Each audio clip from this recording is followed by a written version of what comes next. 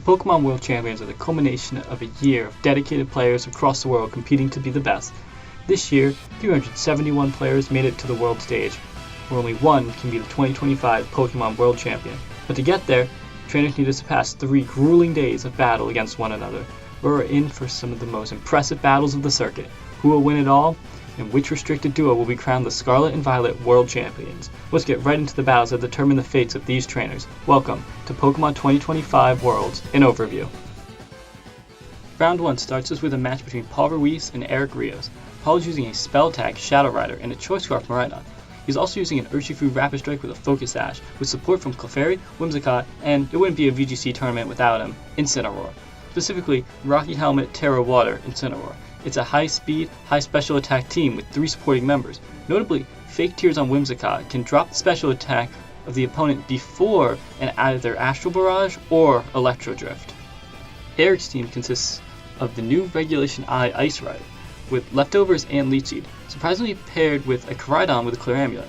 Perhaps the sheer amount of Koraidons, Eric's not too worried about setting up the Sun in front of his Ice type, assuming the Sun would already be active. His other Pokemon keep up the high pressure offense with Flutter Mane, Raging Bolt, and Landorus. And finally, once again, we do have Incineroar, however, this one's Terra Bug with an Assault Vest, which is a very important distinction between the two. Game 1, Eric leads his Koraidon and Flutter to face off against Paul, Shadow Rider, and Incineroar. Eric is immediately pressuring KOs into both of Paul's Pokemon if Paul doesn't Terastallize. However, fearing a Fake Out, Eric protects his Koraidon. Paul makes a great prediction by switching in Whimsicott, now pressuring Prankster Encore into the Koraidon to lock it in to protect. Then, he tears his Shadow Rider while Eric leaves his Flutter Mane a Ghost type, taking a heavy Astral Barrage to take it down to its Sash. After a turn of switching, but most importantly Koraidon's now Encored in to protect, Paul's Incineroar and Whimsicott are facing Eric's Ice Rider and Incineroar. Paul switches his Whimsicott out for his Urshifu, meaning he left his Miraidon behind, but loses his Focus Sash to a U-turn from Incineroar. Paul switches his Whimsicott back in to take a Collision Course from Koraidon and detects on Urshifu to block a Leech Seed. Koraidon's Sun also ends. Paul has made nearly every read correct, really a masterclass showing. Apologies, we still have a tad more pivoting left. Whimsicott switches back out for Incineroar and Koraidon switches out for Flutter Mane. Finally, Urshifu lands a Surging Strikes into Flutter to take the first knockout of the tournament. Koraidon returns and launches a massive Collision Course into Incineroar, which faked out the Ice Rider. Might not have been a one-hit KO, but it definitely had enough damage to beat. Urshifu returns some hefty damage into Koraidon as well. Shadow Rider takes over, and between the Astral Barrage and close combat, he closes the game out safely.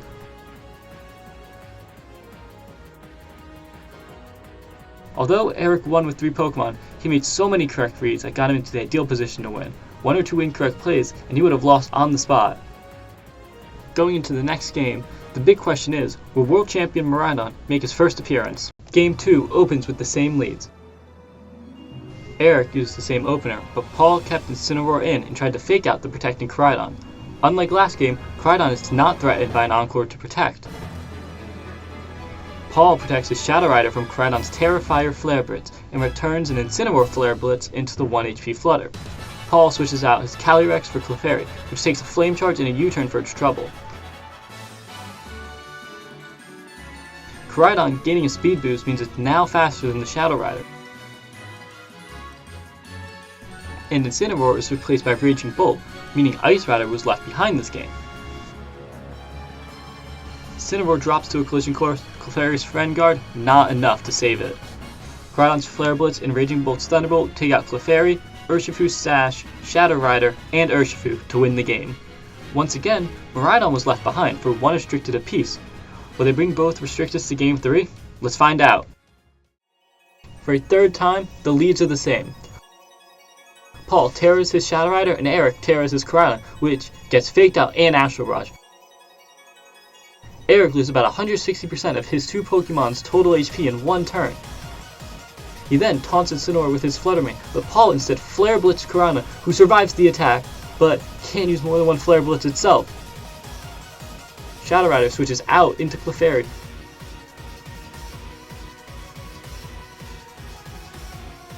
Barely takes a Flare Blitz from Koraidon, but it does survive, while Koraidon falls to its own recoil.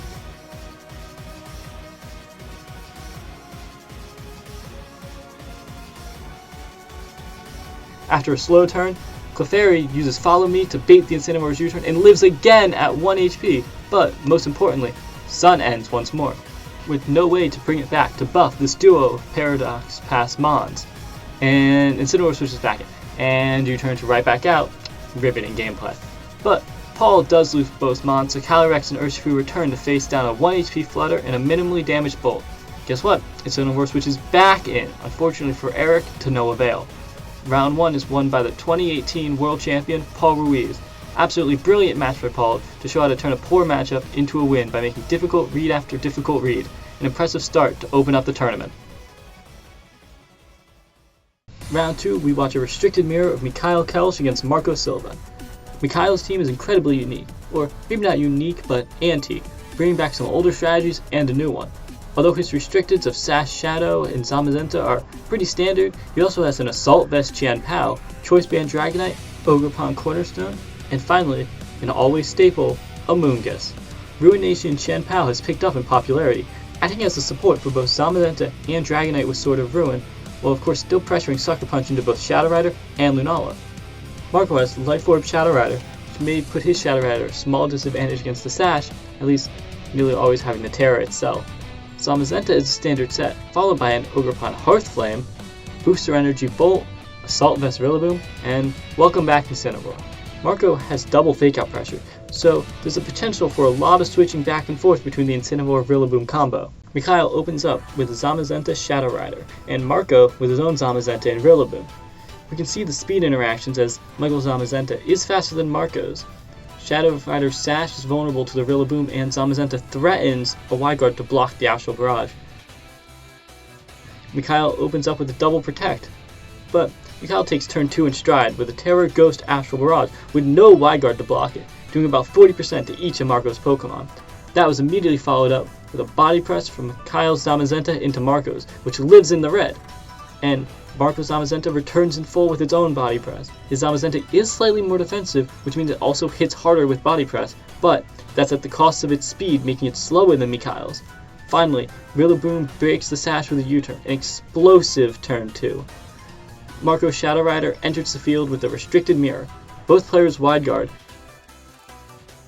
Mikhail takes Zamazenta with a Psychic, while his own Shadow Rider takes an attack into the red. Ogerpon comes out, his attack protected by Calyrex, and takes a big Body Press after Mikhail's Zamazenta lives in the red as well. The training on these Pokemon, or maybe just the grassy terrain though, has been perfect for this match. Dragonite replaces Mikhail's Shadow Rider and takes over 75% for it. It leaves the field again, and Zamazenta falls to a Psychic, while Qianpao that switches in also falls to an Ivy Cudgel. Great turn by Marco that switched the game state into his favor. Marco finally hits his Terra button to turn his Shadow Rider into Dark. Ogerpon falls, but it protected the Shadow Rider to take a double knockout to win the game, which means there was no Incineroar shenanigans. Which does kind of make sense. It can't fake out the Shadow Rider, it's weak to Body Press, Intimidate doesn't do all too much to a Zamazenta, so it makes sense, but then again, it's still an Incineroar. So it might be appearing in game 2, which opens with the same lead. Mikhail tears Rider, and Marco breaks the Sash with a Grassy Glide. Rillaboom falls to an Astral Barrage Body Press combo. Heavy Slam from Marco's Zamazenta takes out the Shadow Rider and Michael's Terra in one turn. Qianpao and Ogerpon Hearthflame take their respective slots. Ogerpon falls to a Ruination Body Press combo, while Qianpao falls to another Heavy Slam. Now, Cornerpon and Shadow Rider take their respective slots. Maybe they'll last longer than a turn, which is likely because Marco double protects. It may seem irrelevant to stall a turn, but it is incredibly important going into the turn. Marco's Zamazenta is a Water Terra, so if it doesn't Terra, Body Press is super effective, but if it does, Power Whip is super effective. Additionally, he may scout for a Wide Guard from Mikhail. Marco tears his Zamazenta. Mikhail's side takes an Astral Barrage, who fires back with a Power Whip to take down Calyrex, and a Body Press into the Water Zamazenta. Marco called it right with both Astral Barrage and his Terra. Water Zenta then Body Presses the Cornerstone to take him out too. In the end, Ogerpon and Calyrex only really lasted one turn as well. It comes down to a Body Press match between Mikhail's faster, less tanky Zamazenta versus Marco's slower, but more defensive, and most importantly, not weak to body press Water Zenta. With the grassy terrain healing, Water Zenta barely holds on to win the game and the set for Marco Silva. Another masterclass game between two tournament favorites.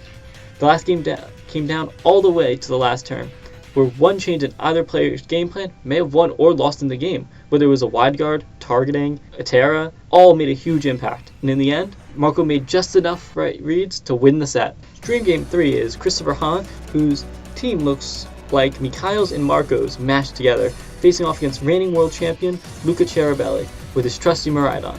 Christopher has Life Orb Shadow Rider, Zamazenta, Focus Sash Chen Pao with Taunt, Ogerpon Hearthflame, Booster Bolt, and finally Whimsicott. 5 of his Pokemon were just used in the previous match, and something tells me we're going to see a lot more of them. Luca using Electric Seed Lunala, Choice Specs Miraidon, Choice Band Rapid Strikes, Whimsicott, Ursaluna, and Incineroar. We didn't see any Incineroar last set, but he's still not left us. This is another Assault Vest Incineroar, which matches well into a Taunt Pal without Sacred Sword. Luca has a dual speed team with both Tailwind and Trick Room modes. With Kyrex and Zamazenta on the opposing side, Trick Room may be a great way to take speed control for the game. The game opens with Whimsicott Miraidon against Zamazenta Chen Pao. Chen Pao is the fastest thing on the field based on the ability order.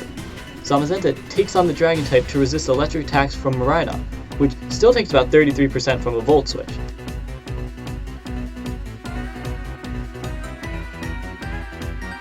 Lunala comes in, activates its Electric Seed, but due to a Tailwind set by Whimsicott, loses its Shadow Shield to an Ice Spinner. But it's much better at taking it than Miraidon would have taken that hit. Heavy Slam takes out Whimsicott, which is replaced by Miraidon. Although Luca lost a Pokemon, he got up a Tailwind and can pressure a Draco Meteor or Moonblast into Zamazenta. Either should be enough for a KO. Chris double protects, learning of a Terra Fairy Lunala Moonblast and Draco Meteor from the Miraidon. Remember, Miraidon is now choice locked into Draco Meteor. But then Draco Meteor misses and Miraidon falls to an Ice Spinner for a one-hit KO. Christopher uses Body Press into Lunala, maybe predicting a switch instead of doing the massive damage with a Heavy Slam. Lunala sets up the Trick Room and brings in Ursaluna. Notably, Ursaluna has not yet activated its Flame Orb to increase the power from both Guts and Facade. Christopher double protects, allowing it to activate, but stalling out a turn of his Trick Room. Now, watch the beautiful Facade from Ursaluna. Chen Pao is knocked to its sash and Zamazenta falls to a Moonblast.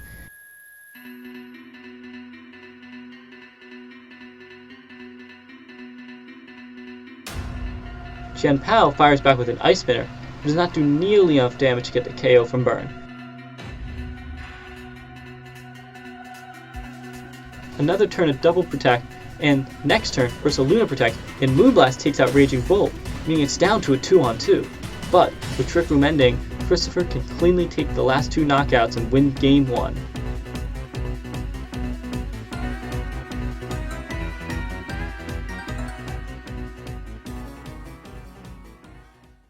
Both trainers made game plan adjustments going into Game 2. Incineroar Urshifu against Calyrex Ogerpon. Quickly, Urshifu switches out, but Ursaluna takes a Psychic for a chunk of its health, and showing only one restricted by Luca. Double Protect blocks Incineroar U-turn. All Ursaluna got to do was to take a big Psychic, a little bit of burn damage, and now flees for the Lunala, causing it to lose its Shadow Shield to yet another Psychic. After using Follow Me for 2 turns, this Ogerpon Terras to gain an attack boost, while Lunala also Terras, but drops to the Psychic Ivy Cudgel combo, while Incineroar U-turns. After the turn, Luca forfeits the match. A quick but crushing match for the reigning world champion, but an amazing start to the tournament for Christopher. His adjustments gave him complete control and helped secure the set, while Luca's Incineroar really didn't accomplish much. It was rather disappointing from the strongest Pokemon of all time. Moving on to Swiss Round 4, Mattie Morgan matches Yuma Kinugawa. Mattie's team, stop me if you've heard it before, Life Orb Rider, Zamazenta, Sash Pal, Urshifu Water, Booster Bolt, and Whimsicott. It's a meta team with some of the best Pokemon in the format. Let's see if he can pilot it to victory here. Yuma has, wait for it, Life Orb Rider, Zamazenta, Booster Bolt, in addition to Vesperilla Boom, Sash Smeargle, and interestingly, Skyplate Tornado for some heavy Bleak Wind storms. Smeargle is running Spore, Follow Me, Wide Guard, Fake Out, which is what you'd predict from the gremlin that framed Darkrai for its own crimes. Smeargle has not been forgiven. I remember what you did. Anyways, Mattie opens up with Chen, Pao, and Whimsicott into Yuma, Zamazenta, and Shadow Rider. Mattie's threatening to trade Calyrex for Chen Pao's Sash, although Chen Pao's only offensive move is Sucker Punch, which may prove important later.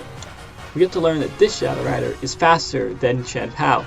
Mattie protects Pao and sets Tailwind. Whimsicott barely lasts for the turn with 19 HP remaining. However, Mattie might have wished to get the free switch into a restricted to keep that extra turn of Tailwind. Ice Spin or Moonblast does not take the knockout into Calyrex, who gets a Grimnade boost off the Whimsicott,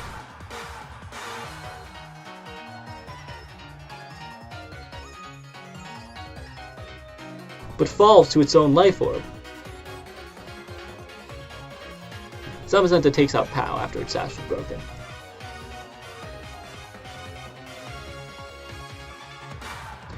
After the turn, the board state's completely shifted. Mattie now has Zamazenta Bolt to face down Zamazenta Rillaboom. There's active Fake Out on Yuma's side, but Mattie can't stall too much of his Tailwind.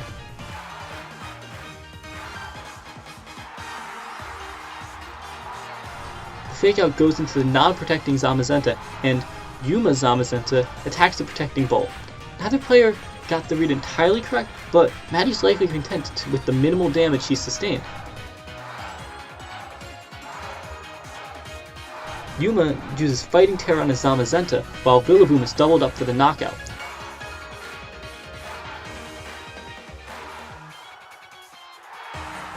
Bolt takes a lot from the body press and retaliation, but it does survive. Zamazenta and Bolt a piece for both trainers. Terra Electric Bolt Thunderclap and body press into Yumazenta to try and get the KO, but it wasn't ever really close. Body Press takes out Mattie's Bolt, and his Zamazenta takes a significant Thunderbolt.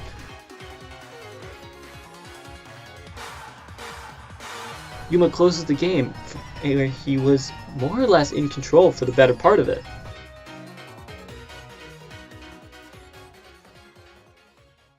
Mattie kept his lead the same going into Game 2, but Yuma brought Tornadus and Smeargle, both who didn't get to see the field last game. Pao blocks a Fake Out to keep his Sash intact, while Whimsicott uses Tailwind and barely takes a Bleak Wind Storm for its trouble. If that isn't guaranteed KO, I'm curious what Skyplate gets Yuma that is worth giving up something like a Sash or a Cloak or a Mental Herb. Regardless, Bolt takes over for Whimsicott and Smeargle gets taunted. Reminder, Smeargle doesn't have any attacking moves, so it will be forced to struggle. Meanwhile, Pao loses its Sash to Bleak Wind. Smeargle can't stay in, being replaced by Yumazenta. Pao switches out for Whimsicott. Bolt is safely out of the body pressure. Well, maybe not safely, but it does survive. Whimsicott gets a new Tailwind and goes down for it, allowing Calyrex to enter the fray.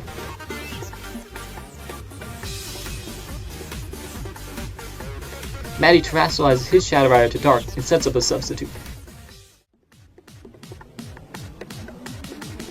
Heavy Slam does break the sub, and Thunderclap fails to activate.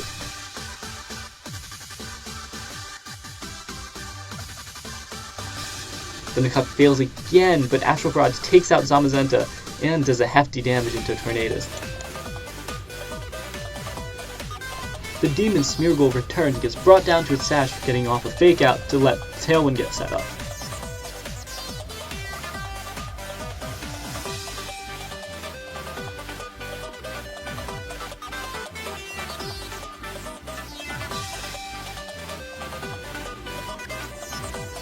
Smeargle can now outspeed the Shadow Rider, so while Tornadus falls from the sky to a Thunderclap, Smeargle gets to put the Calyrex to sleep.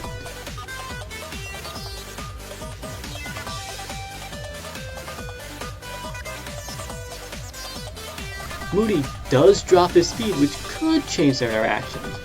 Yuma brings in his own rider, and Nasty Plot with no Terra or Wide Guard. He risks that one turn wake up, and it pays off for him.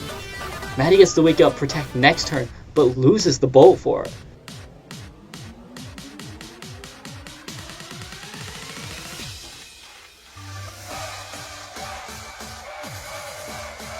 Sucker Punch is now active, but he protects the POW instead.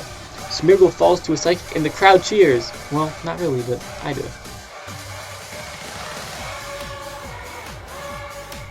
And Yuma Astral Barrages for the KO on the opposing Calyrex. Remember, Shenpao has no other Dark-type move, which means it's time for some Sucker Punch mind games. For those who don't know, Sucker Punch has less power points than the combination of Protect and Nasty Plot, meaning that for Sucker Punch to activate before an attack, Mattie must predict when Yuma decides to attack, or else he'll run out of Sucker Punches before Yuma is forced to launch an attack. However, this Shenpao also has another Dark-type move, Taunt. Should Mattie use Taunt while Yuma Nasty Plots or fails to protect, it can guarantee Sucker Punch succeeds next turn. Alright, the first Sucker Punch fails. Second one also fails. Sucker Punch 3 fails. Fourth time's the charm, fourth time's the harm. Now POW protects. Sucker Punch 5 fails. Sixth Punch fails, and Mattie finally decides to taunt. But it's too late! Yuma Astral Barrages and takes the game and the set. A ridiculous endgame. Somehow, Yuma managed to secure the game without needing a Game 3. Could not have done any better at navigating that endgame. Game 5 features Shoma Honami against Yoshitaka Izawa. Shoma has an Ice Rider with leftovers, paired with a Koraidon with an amulet. The Paradox Mons are Sash Main, Life Orb Bolt. Additionally, Sun boosted Scarf Chiyu to unleash monstrous fire-type attacks with his Beads of Ruin. And finally, Vest Incineroar, who went an entire game without talking about the strongest Pokemon, but he's decided to return to us. On the other side, Yoshitaka is mixing it up. He has loaded Dice Koraidon using Scale Shot instead of Flame Charge. For his other restricted, we have Ho-Oh making his first appearance on stream, with Yoshitaka being the only player to use him in the entire tournament. Clear Amulet, Sacred Fire, Brave Bird, Tailwind, and Protect. It can dish out some powerful fire-type attacks of its own, and hope for a couple of burns. I hope Ho-Oh can get some results in this meta. Next to Ho-Oh is a duo of paradoxes you might have heard of before. Sash Fluttermane and Assault Vest Raging Bolt, but there actually is a third Paradox Moni, this one from the future. Iron Treads, rocking a Life Orb, Iron Head, High Horsepower, and Protect. It's a great anti-Miraidon pick that can take on both the Electric Terra and the Fairy styles, although this is a Ghost Terra Treads, so it would be susceptible to a Draco Meteor. Perhaps Yoshitaka can show off why he made the choices he did on this mod. However, we must table that for later as there's no Miraidon at the moment. And finally, Rocky Helmet Incineroar. He was jealous he wasn't in the last match, and now we have two. Opening game 1, Shoma's Koraidon sets the sun for both Fluttermanes and the opposing Ho-Oh, although it's more threatened by a Brave Bird than a Sacred Fire in and of itself. Sacred Fire can also be used to actually one-shot the Fluttermane through its Focus Sash. With a 50% chance to burn, it can knock it to its Focus Sash and then take the burn recoil at the end of the turn. Yoshitaka's Flutter protects the Shadow Ball from Shoma's Flutter, who ends up taking that Sacred Fire, and then he does get burned! You rarely see a Fluttermane with a Focus Sash go down in one hit, unless Urshifu is on the field. Hold on. It seems as though the commentators have some really important information for us regarding Pokemon strategy. Having a Fluttermane, this is going to sound like an obvious statement, is definitely better than not having a Fluttermane in those kind of situations. Ben, you have been playing competitive Pokemon since, what, 2010? And yeah, the insight you just provided there, mind blown. It's better to have 4 Pokemon than 3 sometimes. Wow, Ben. Wow. Brilliant. Back now, Ice Rider joins the fray. Both of Shoma's restricted really want the Terra here, protecting either from a Moonblast or a Burn. And Shoma chooses to Terra his Koraidon.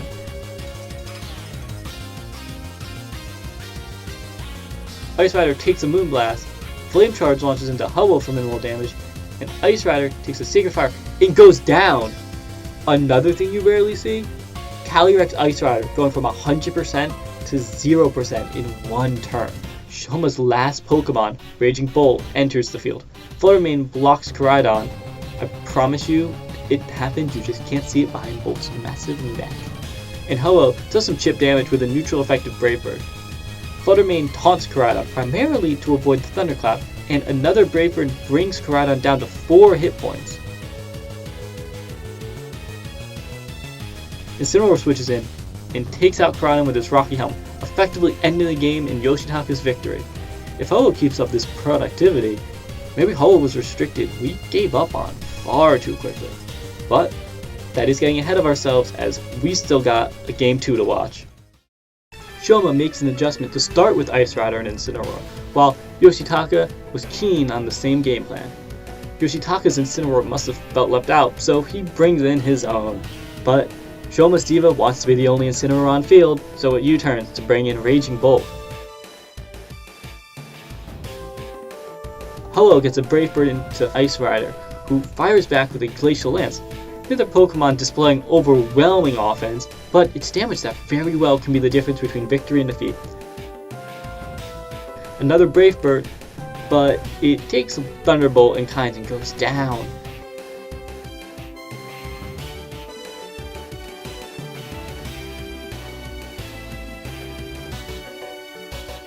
Incineroar parting shots causing Flutter to take a lead seat and lose its sash.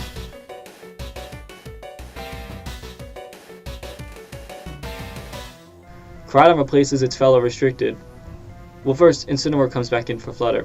Oh, and Incineroar comes back in for Raging Bolt. Scale Shot hits Incineroar for 4, but the speed boost might not be what it needed in this newly set up Trick Room.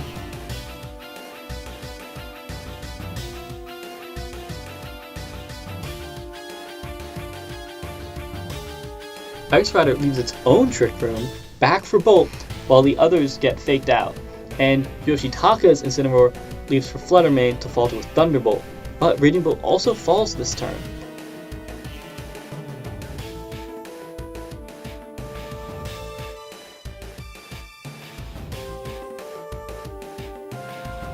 A mirror of Incineroar and Caladon, although Yoshitaka's Caladon is faster and his Incineroar, he forfeits. Oh. Okay. Why did he forfeit? I don't really know. But I think it might have to do with Incineroar cycling to lower Caladon's potential attack and then fake out until Calyrex out heals anything? But I mean, there's a lot of counterplay and critical hit RNG. So I don't really understand the forfeit. If anyone has any other ideas, I'd love to hear them. Despite the confusion, it's time for Game 3. Incineroar restricted apiece, Ice Rider and Ho-Oh respectively. Ice Rider gets intimidated while Ho-Oh's claiming protected stats. Terra Fire on the Ice Rider so the Sacred Fire doesn't hit too hard and it's now immune to that burn. Ho-Oh gets lead seated. With a combination of leftovers, Ice Rider heals back to full HP. It takes a Brave Bird and a knockoff for its trouble, losing some of that healing. Incineroar U-turns and Ice Rider Glacial Lances.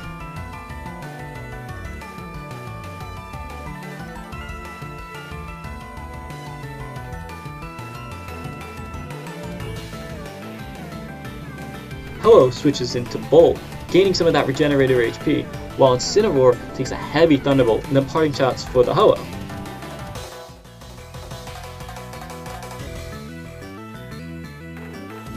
Meanwhile, Ice Rider sets up its own Trick Room. Yoshitaka Terra Fairies his Bolt and protects Ho-Oh.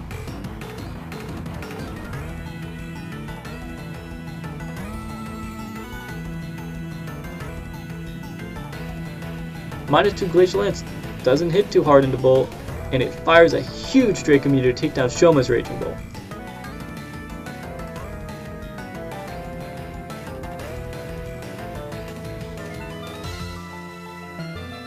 Welcome back, Incineroar. Neither Ho-Oh nor Raging Bolt can protect the Fake Out or Lance that's likely to come. Ho-Oh retreats yet again for Incineroar, who survives the knockoff after Leech Seed misses.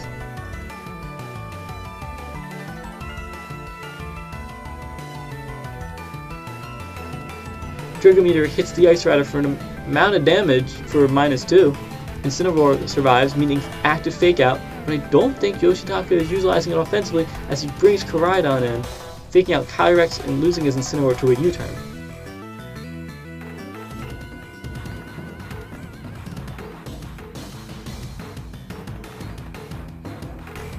Ho-Oh and Koraidon enter the field for a restricted battle. Ignore that Calyrex is at -3 attack and less than a third of health. Meanwhile, Ho-Oh is fully healthy from the regenerator HP he got earlier. Unfortunately for our restricted fun, Incineroar switches back in. Leaf Seed hits Ho-Oh while Incineroar survives the Brave Bird. Same cannot be said about Calyrex surviving the collision course. Incineroar gets to fake out Ho-Oh, then takes a collision course. In a 3-on-1, Shoma's Koraidon can't deal enough spread damage as Yoshitaka secures Game 3 and the set. The Soul Ho-Oh gets another win after putting in massive work this set. Definitely Yoshitaka's MVP. You love seeing off-meta picks work, especially when there's only one Ho-Oh in all the worlds. Maybe our next match will also be off-meta. Spoiler alert, it's not off-meta. Giovanni 6 has a combination of Lunala Power Herb, Life Orb Koraidon, Scarf Chi-Yu, Sash Fluttermane, and Citrus Berry Brute Bonnet, as well as Ursaluna. With the amount of Calyrexes around, as one unnerved means a lot of the time berries cannot be eaten. But regardless, Giovanni has one on his bonnet, perhaps because it's a really good matchup into the Calyrexes, both of them, that he's not too worried about Calyrex into the Brute Bonnet. He faces Mao Harada, who has Life Orb Shadow Rider, Clear Amulet Koraidon, Clefairy, Sash Fluttermane, Best Boom, and Goggles Incineroar. There's not been as many Goggles Incineroar, honestly, but this one's specifically going into a Brute Bonnet, so we're not going to be seeing any spores into it anytime soon. Gio opens with his Chi-Yu and Lunala, while Mao is Koraidon and Clefairy. Although Chi-Yu has the Sun, a resisted Heat Wave with Friend Guard is not going to hit this Koraidon all too hard, and the lack of the Moonblast on this Lunala may haunt Gio. Well, Heat Wave misses anyways, which could have been a burn, so it's not entirely irrelevant. The restricteds trade a Flame Charge for a Moongeist Beam.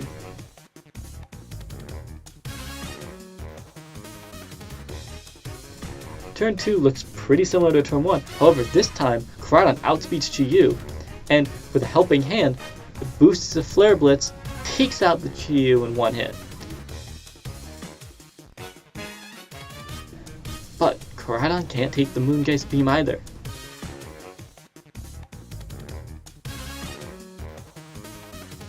Gio brings in his Koraidon while Mao brings in his Shadow Rider. Gio terrors his Koraidon while Mao double protects, blocking a Lunala Meteor Beam. With no Moonblast pressure, Mao Terra darks his Calyrex and uses a Helping Hand Psychic on Koraidon, which Gio successfully protects.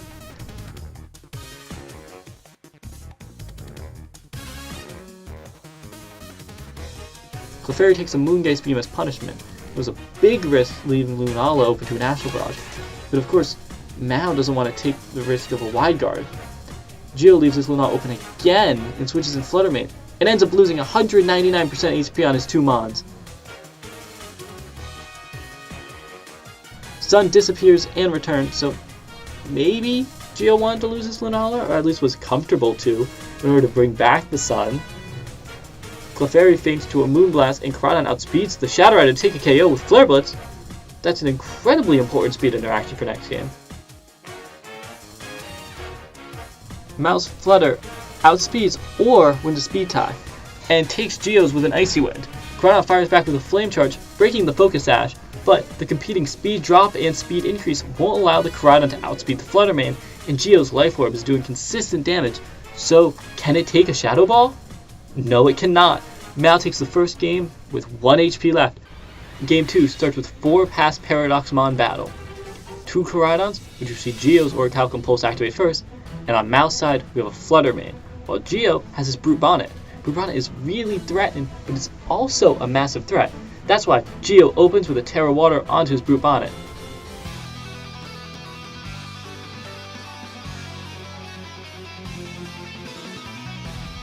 Lasts into a double protect.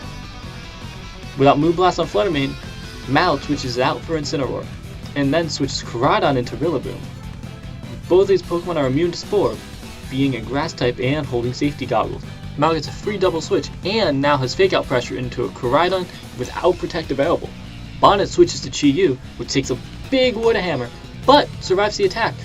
Mao's Incineroar opts a hard switch into Koraidon, wanting the fast pivot over the parting shot, while his partner Terra waters.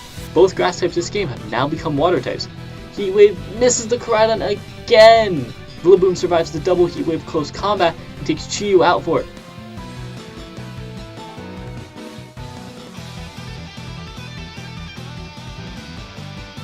But falls to its own recoil.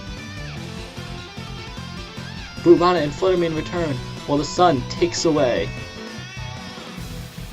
Koraidon protects and blocks the double up, while Brute Bonnet puts Fluttermane to sleep.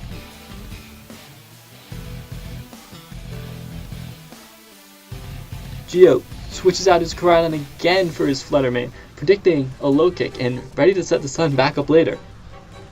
Bonnet makes sure Mao's Pokemon are both asleep. Koraidon takes a nap in the Pokeball while Incineroar switches in.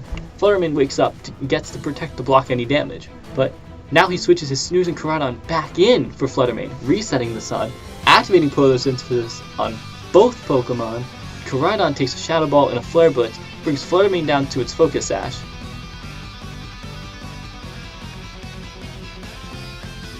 Geo's Flutter, although Shadow Ball would be enough, has Moonblast to take out the Koraidon. But it won't be here much longer either, falling to a Flare Blitz. A 2v2, Koraidon Bonnet versus Incineroar Flutter. Brute Bonnet redirects the Helping Hand Moonblast. Citrus Berry brings Brute Bonnet into likely survivable range for another non-Helping Hand Shadow Ball. Incineroar falls to a close combat. It does take the hit, so Geo can now lock this game up. A great set of two games. Interestingly, both trainers left a restricted home. Maybe Mao was really worried after seeing Koraidon outspeed his Shadow Rider, or maybe he wanted to block the Brute Bonnet with two different Spore immunities, and yet that still was not enough to stop the Brute Bonnet from being the clear MVP of that game. Will these two decide to leave their restricted home once again? Well, very quickly, we learned that Geo brought his Lunala, opening next to Chiyu, while Mao kept his lead the same. Right away, Chiyu eats a Moonblast, fires back with a Heat Wave that does hit Koraidon for once, but Koraidon hits back with a Flare Blitz to take the fish out.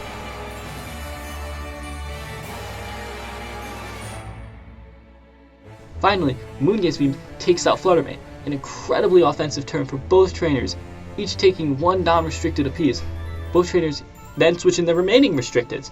So last match, two of them were left behind, now all four stand on the field together. Calamity Shadow does not launch an attack, instead switching in for Clefairy. Geo Terra fires his Koraidon in the sun with Orichalca Bolt.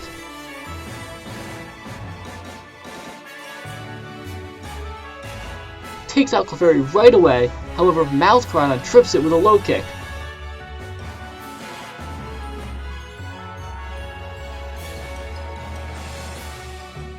And Lunala launches another Moongaze Beam, bringing Koraidon down into the red. Both trainers are quickly down to their last two Pokemon for the set. Fluttermane holds the speed advantage at the moment, however, Mao does have his Terra available, which he uses on Koraidon to protect himself from a potential Icy Wind knockout. Geo wide yards. However, Calyrex uses Psychic and Fluttermane goes down to the double up.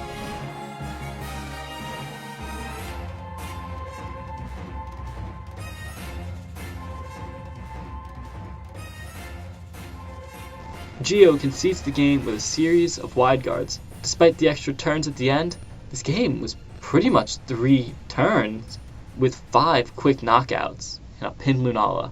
I'd love to talk more about the game, but Game 7 we have Groudon! I can't believe we got one. The best of the Hoenn Legendaries makes his appearance, here to stomp the World Championship. The true Sunsetter, the super ancient Pokemon, here to take over. Sorry, tad excited. Let me start with Victor Medina's team. The standard Shadow Rider, Zamazenta with Incineroar, Smeargle, Raging Bull, and Rillaboom. Done. Did my job. Just deck against Groudon!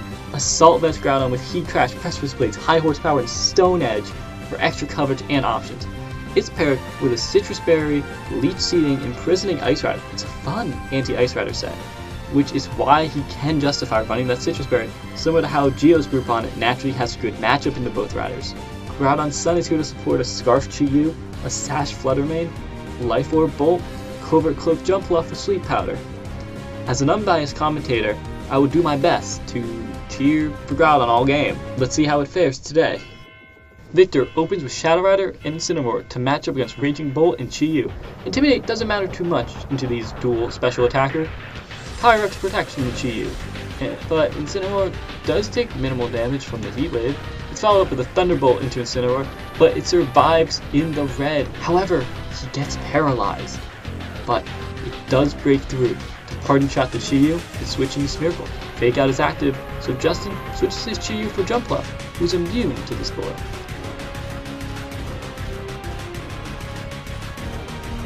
Raging Bolt now switches out, bringing out the Sun with Groudon, and enables Fast Encore into the Calyrex. Justin trades the Encore to take a Spore into Groudon.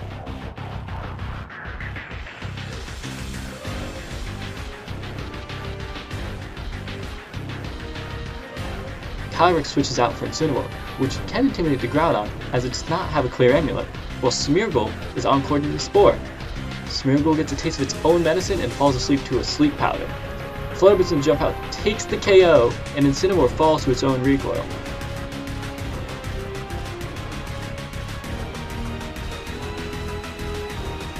Zamazenta and Bolt both come in. Zamazenta launches a body press into Groudon, while Bolt thunderbolts the Smeargle to bring it down to its sash. Groudon can wake up his turn, and it gets crit! The poor Groudon! 4 turns of sleep into a crit. It didn't even get to attack. Incredibly debilitating crit. Without Groudon, I don't want to commentate this game anymore. Justin also doesn't want to play it anymore. Let's just refocus and lock in on game 2. Once again, we have the same openers. Chi-Yu gets faked out, and Astral Barrage.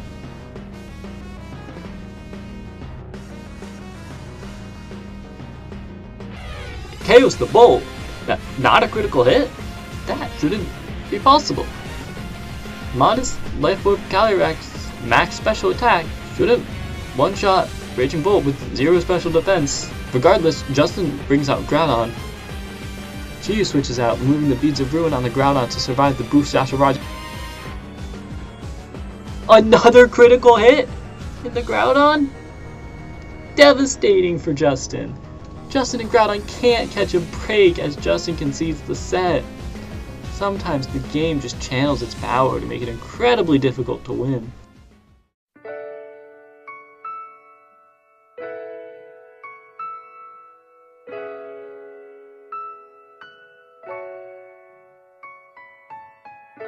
I need a break after the game. I don't want to do this anymore. Who's up next?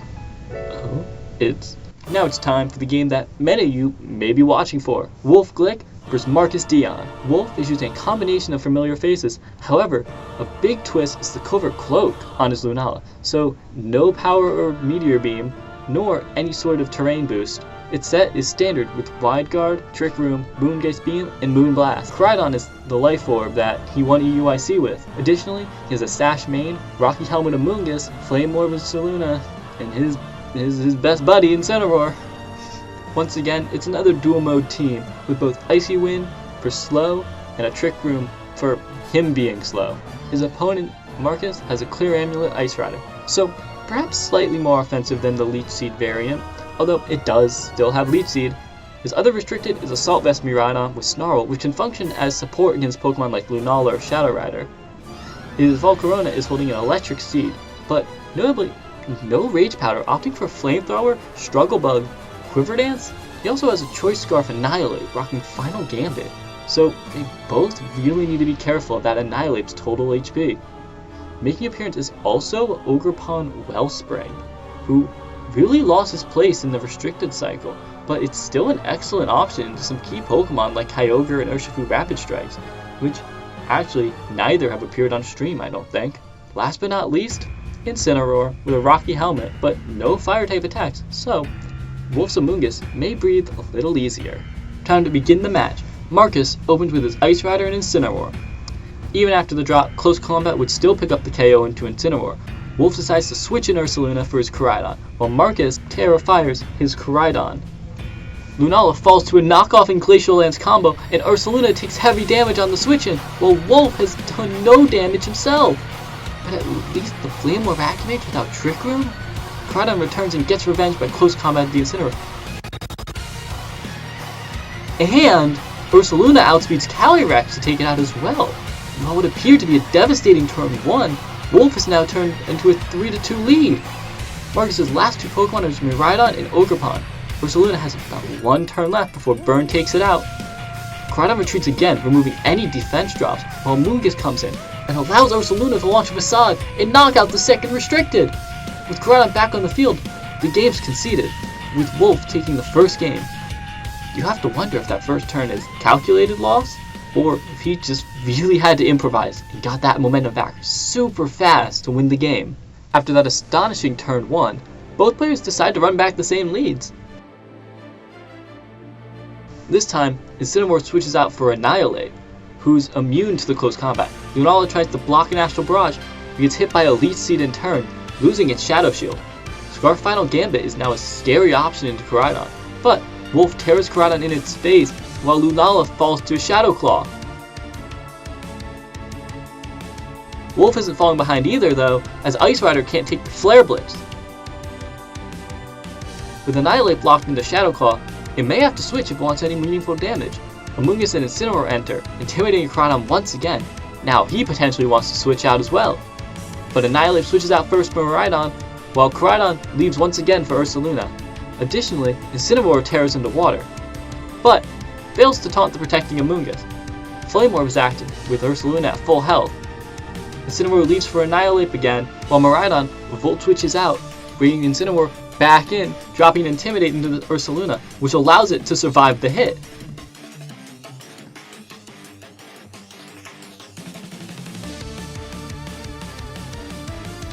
Annihilate leaves again, while Incineroar stalls the turn. Another switch, this time it's Amoonguss, which forces Koraidon to succumb to a Draco Meteor. While Ursaluna takes a knockoff. Headlong Rush though into Miraidon takes it out for another turn of 2 restricteds knocked out. Ursaluna should have 2 turns of burn left, so Amoonguss can redirect a Shadow Claw knockoff combo while Headlong Rush fails to KO the Annihilate. Amoonguss may be able to take another double up. It Rage Powders, takes the Shadow Claw, survives the critical hit knockoff on 1, and Ursaluna Earthquakes for a triple KO. Wolfe takes game 2 and the set. The high octane game 1 turned into a slow, pivoting, but both times Ursaluna looked more like a restricted than any 4 actually restricted Pokemon did. A wild match with ridiculous ups and downs for both players. Wait a minute, let's hear from Wolfe about that turn 1. Yeah, well, after the turn 1 I went, well, like, I guess it's going to be a game 2, game 3 angle. And with that, Day 1 is completed. Congratulations to everyone who made it to Day 2, as belated as that congratulations is. With Day 1 ending, that's where we stop momentarily. Ideally, I wanted to do both days and the championship match, but this ended up taking way longer than originally envisioned. Based on when Worlds were, you can guess how long this has been in production. Regardless, I hope everyone can bear with me as I continue to work on Part 2, which should include both Day 2 and the championship match, and may or may not be even longer because I want the championship game to get the full respect it deserves. Well, if you made it this far, I want to express my utmost appreciation. It means so much, and I really enjoyed working on this. Besides from Part 2, I am cooking up a couple Regulation Age teams that I hope work out as envisioned. Team building is a struggle. What can I say? But I think that's enough out of me for now, and hopefully you'll be back for Part 2.